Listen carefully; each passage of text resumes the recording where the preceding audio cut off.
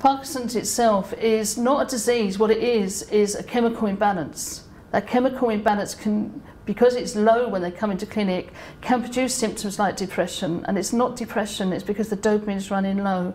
Their libido can be low because they're running low on dopa. And if you think of Parkinson's drugs, we are making them high because we're trying to get them moving, we're trying to get them out of a freeze. You're working the same way as ecstasy and crack cocaine would work, and that's how it works on the brain. It has an amphetamine effect on the brain. So therefore they're driven by this.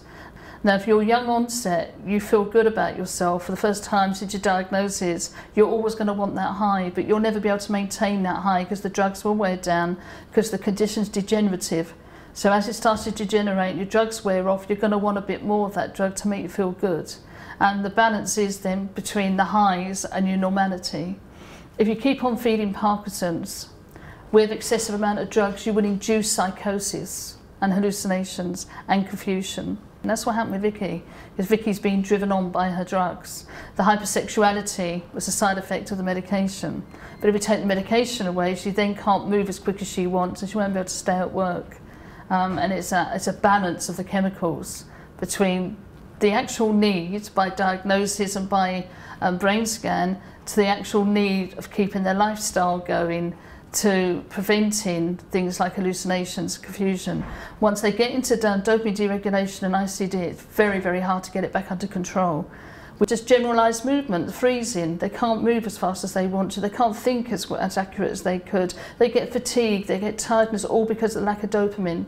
Once we get the dopamine levels up to a correct level, all these problems can go back long term into being the norm, and therefore Parkinson's becomes the norm into their life. When you get to the bottom of their problems, it's always around the fear element of what is going to happen. The fear of the cognitive impairment, fear of incontinence, being in a wheelchair. But it really is worth addressing that fear and not just thinking, oh, for God's sake, you've got to come to terms with this.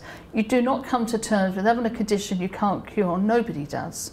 What you've got to work with them is actually getting down to their level and trying to listen to what their fears actually are and dealing with those fears. Because although they come in and think, I'm on a limited amount of time, that limited amount of time might be normal life expectancy. And that's how you've got to deal with it. There's a lot of hidden secrets with Parkinson's.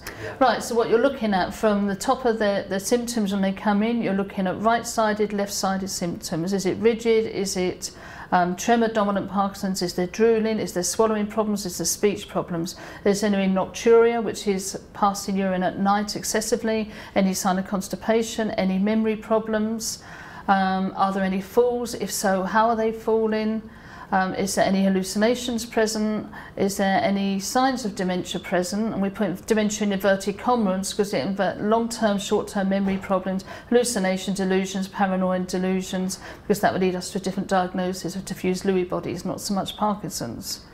And if you're going from the top, do they sweat excessively at night? Do they have sexual erectile problems? Do they have problem having sex? All this is your normal questions you should be asking your Parkinson's patient on diagnosis and not waiting for them to come back and tell you. What I can predict is there's going to come a time where we can't keep on treating it. The drugs have a lifespan, the condition has a lifespan, it's a degenerative condition, it's not curable. Regardless of what people want us to say and make it all better, there is going to come a time where we can no longer keep on treating, whether it's at 20 years or 25 years, because the drugs will run out of efficacy of what they can do. The different stages being 1 to 5, so 3 would be complex, 4 is about complex, 5 is palliative and end stage, and all patients with long-term conditions will eventually reach end stage. Doesn't mean because you're young onset, it doesn't happen, it does. Because Vicky's being driven on by her drugs. The hypersexuality was a side effect of the medication. But if you take the medication away, she then can't move as quick as she wants and she won't be able to stay at work. And it's a balance of the chemicals between the actual need by diagnosis and by brain scan to the actual need of keeping their lifestyle going, to preventing things like hallucinations, confusion. Once they get into dopamine deregulation and ICD, it's very, very hard to get it back under control.